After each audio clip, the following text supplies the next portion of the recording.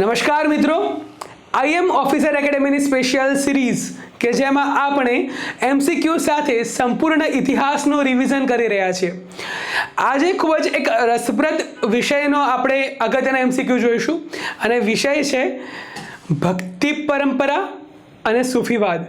તો જોઈએ એનો પ્રશ્ન નંબર 1. કાવ્ય સંગ્રહ બીજક એ કોની રચના છે? વિકલ્પો જોઈએ: કબીર, રામાનંદ, ગુરુ નાનક અને તુકારામ. તો કાવ્ય સંગ્રહ જે બીજક છે એ કબીરની રચના છે. સંત કબીર વિશે આપણે થોડી વિગતમાં માહિતી મેળવીએ. તો સંત કબીરના જે ગુરુ હતા તે રામાનંદ હતા. રામાનંદ દ્વારા પોતાના જે વિચારો છે એને એક વ્યવસ્થિત સ્વરૂપ આપવા માટે વૈરાગી સંગઠન સ્થાપવામાં આવ્યું હતું. તો પરીક્ષામાં પ્રશ્ન પૂછાય કે વૈરાગી સંગઠન કોણે સ્થાપ્યું હતું? તો આવશે રામાનંદ. રામાનંદના 2 શિષ્યો હતા, કબીર અને રૈદાસ. અને રૈદાસ જે છે એમના શિષ્ય હતા મીરાબાઈ. તો પરીક્ષામાં પૂછાય કે મીરાબાઈના ગુરુ કોણ હતા? તો આવશે રૈદાસ. બીજો પ્રશ્ન પૂછાય કે રૈદાસ એ કોના સમકાલીન હતા? તો આવશે કબીર. તો સૌથી પહેલા કબીરના જે ગુરુ છે એ હતા રામાનંદ, અને રામાનંદ દ્વારા વૈરાગી સંગઠનની સ્થાપના કરવામાં આવી હતી. ત્યારબાદ જે કબીર છે તે એકેશ્વરવાદ અને નિર્ગુણ ભક્તિમાં માનતા હતા. એકેશ્વરવાદ એટલે કે ઈશ્વર એક જ છે. કબીરનું એક સરસ ભજન છે કે નિર્ગુણ ગલિયા સાકડી રે વહા પહોંચ્યો નહીં જાય. એટલે સાંકડી છે જે આપણે પહોંચી નથી શકતા, ખૂબ જ પ્રયત્ન કરવા પડે છે, ત્યારબાદ જ આપણે એ નિર્ગુણ ભક્તિ સુધી પહોંચી શકીએ છીએ.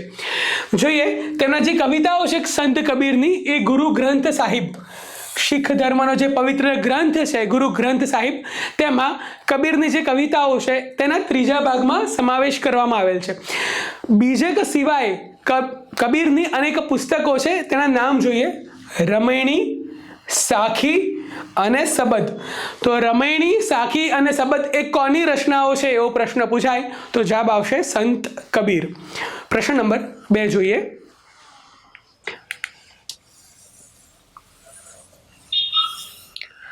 ગોસાઈ કીર્તન પંથની સ્થાપના કોને કરી હતી? વિકલ્પો: ચૈતન્ય મહાપ્રભુ, માધવાચાર્ય, દાદુ દયાળ અને સુરદાસ.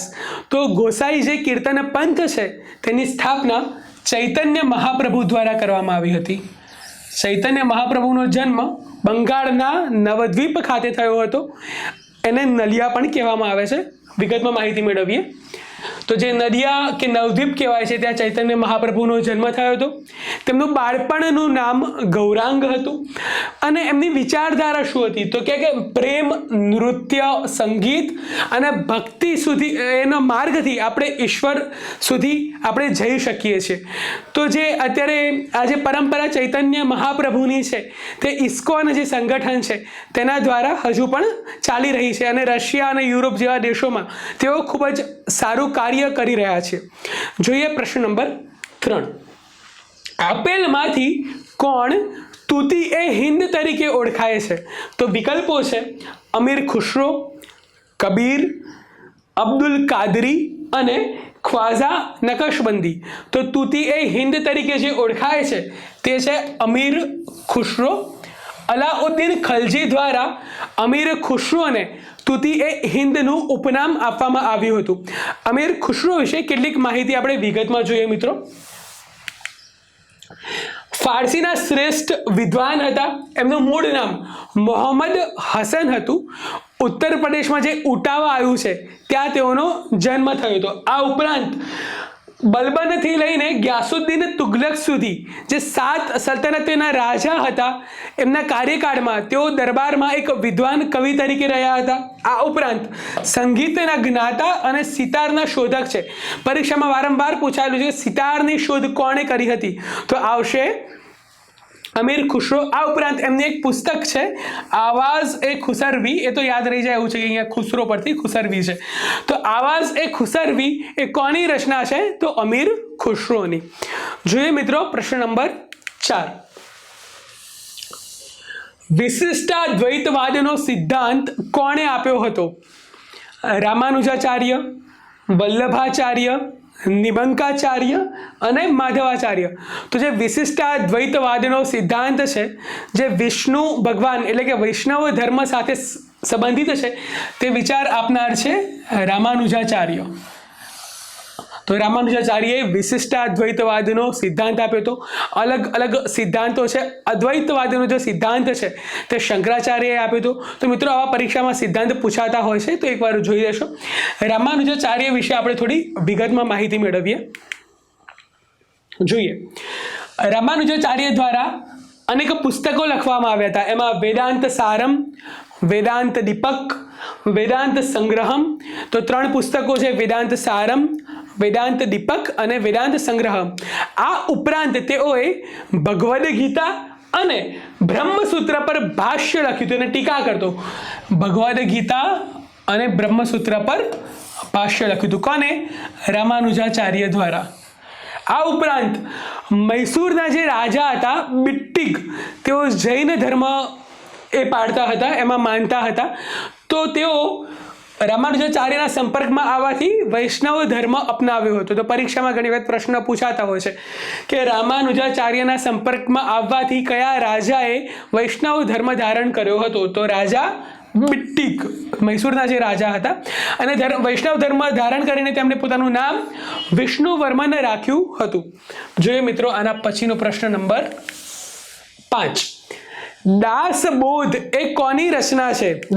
દાસબોધ જે પુસ્તક છે તેના રચયિતા કોણ છે? રામદાસ, તુકારામ, એકનાથ અને સંત જ્ઞાનેશ્વર. તો દાસબોધની જે રચના કરી હતી તે હતા રામદાસ. અને રામદાસ છે તે છત્રપતિ શિવાજી મહારાજના ગુરુ હતા. આ બધા જ જે વિકલ્પો આપેલા છે તેમને મરાઠી જે પરંપરા છે, સંતોની પરંપરા છે, તેમાં આ બધા જ સંતોનું ખૂબ જ મોટું યોગદાન રહ્યું છે. એમના વિશે કેટલીક આપણે વિગતમાં માહિતી જાણીએ. સૌથી પહેલાં સંત જ્ઞાનેશ્વર થઈ ગયા. તેમના દ્વારા જ્ઞાનેશ્વરી ગીતા અને અમૃતાનુભવ પુસ્તકો લખવામાં આવ્યા હતા.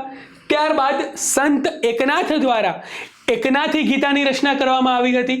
ત્યારબાદ તુકારામ, કે જે સ્વરાજ્યની ભાવના છે કે મુગલો દ્વારા જ્યારે આક્રમણ થયા, હિન્દુઓ ઉપર અનેક અત્યાચારો થયા, ત્યારે હિન્દુઓને સંગઠિત કરવા માટે, મરાઠાઓને એકત્રિત કરવા માટે, સ્વરાજ્ય માટે જેમણે ભાવના જન્માવી હતી તે કોણ? તો સંત તુકારામ. તો સંત તુકારામ સ્વરાજ્યની ભાવના માટે એમને જન્માવી હતી અને અભંગો વિશે ખૂબ જ જાણીતા હતા. ત્યારબાદ સંત નામદેવ, કે તેઓ પંઢરપુરના વિઠ્ઠોબાના પરમ ભક્ત હતા. વિઠ્ઠોબા એટલે ભગવાન કૃષ્ણનું મંદિર છે પંઢરપુર ખાતે આવેલું મહારાષ્ટ્રમાં.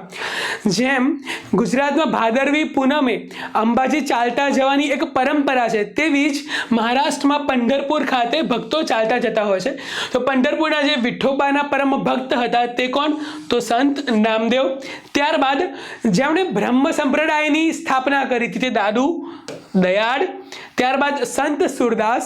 સંત સુરદાસ મિત્રો એ અંધ કવિ હતા અને તેમના દ્વારા સુરાવલી, સાહિત્ય લહરી અને સુરસાગરની રચના કરવામાં આવી હતી. ખૂબ જ સરસ મજાના નામ છે પુસ્તકોના: સુરાવલી, સાહિત્ય લહરી અને સુરસાગર. તો મિત્રો આજે આપણે ભક્તિ પરંપરા અને સૂફીના કેટલાક અગત્યના પ્રશ્નોની ચર્ચા કરી. ચર્ચા સાથે જ કેટલાક અગત્યના જે પૂછાઈ શકે તેવા બી આપણે મુદ્દાઓ જોયા.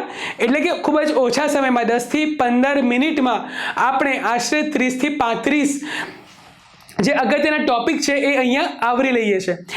આવતીકાલે મિત્રો જે આપણે ટોપિકની ચર્ચા કરવા જઈ રહ્યા છે તે છે યુરોપિયનોનું ભારતમાં આગમન. તો આવતીકાલથી યુરોપનું ભારતમાં આગમન, અને એટલે કે એક નવો સમયગાળો. ભારતનો જે ઇતિહાસ છે એ 3 ભાગમાં વહેંચાયેલો છે: પ્રાચીન ભારત, મધ્યકાલીન ભારત અને આધુનિક ભારત.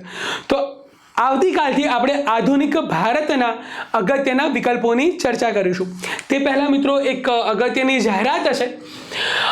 IAM ઓફિસર એકેડમી દ્વારા GPSC મેન્સ બેચ કઈ તારીખથી મિત્રો 25 તારીખે એના રજિસ્ટ્રેશન શરૂ થઈ રહ્યા છે. જે પ્રિલિમ છે એ 26મી ડિસેમ્બરે છે. 25મી આપણે રજિસ્ટ્રેશન ચાલુ કરી દઈશું. ફાયદો શું છે? જે અર્લી જે આપણે રજિસ્ટ્રેશન કરાવશે તેમને વિશેષ ડિસ્કાઉન્ટ આપવામાં આવશે. અને મેન્સ બેચમાં આપણે કઈ કઈ વિશેષતાઓ છે તો સૌથી પહેલાં GS 1, 2 અને 3ના પેપરનો સંપૂર્ણ અભ્યાસક્રમ તમને અહીંયા ચલાવવામાં આવશે. આ ઉપરાંત એસેનો જે વિષય છે એમાં કોઈ એક સર નહીં ભણાવે. એસેમાં અલગ અલગ વિષયના જે નિષ્ણાંત છે એ તમને અલગ અલગ વિષય ભણાવવામાં આવશે. એટલે કે નિબંધના પ્રશ્નની અલગ અલગ ફેકલ્ટીઝ દ્વારા તૈયારી કરાવવામાં આવશે. ત્યારબાદ જે મેન્સ પરીક્ષા છે એમાં ગુજરાતી અને અંગ્રેજી ખૂબ જ મહત્ત્વ ધરાવતા હોય છે. એટલે એને પહેલા જ દિવસથી ગુજરાતી અને અંગ્રેજી ચલાવવામાં આવશે. અને ગ્રામરની પણ એટલે કે વ્યાકરણની પણ તૈયારી પહેલા દિવસથી કરાવવામાં આવશે. આ ઉપરાંત જે ટેસ્ટ સિરીઝ જે બજારમાં 5000થી 6000 ભાવ ચાલતો હોય છે એને કિંમત હોય છે એ અહીંયા તમને ફ્રીમાં કરવામાં આવશે. મોક ટેસ્ટ સિરીઝ જે મેન્સની છે જે પેપર અહીંયા તમને પ્રોવાઈડ કરવામાં આવશે એ મોક ટેસ્ટ સિરીઝ તમને અહીંયા ફ્રીમાં પ્રોવાઈડ કરાવવામાં આવશે. જો આપ અર્લી રજિસ્ટ્રેશન કરાવવા માંગતા હોય, બિકોઝ અર્લી રજિસ્ટ્રેશનને એક વિશેષ ડિસ્કાઉન્ટ છે, તો રજિસ્ટ્રેશન કરાવવા માટે જે નંબર્સ આપેલા છે 93 16 73 21 73 ઉપર આપ વોટ્સએપ કે ફોન કરીને રજિસ્ટ્રેશન કરાવી શકો છો. તો મિત્રો આવતીકાલે મળીએ એક નવા ટોપિક સાથે. જય હિન્દ, જય ભારત.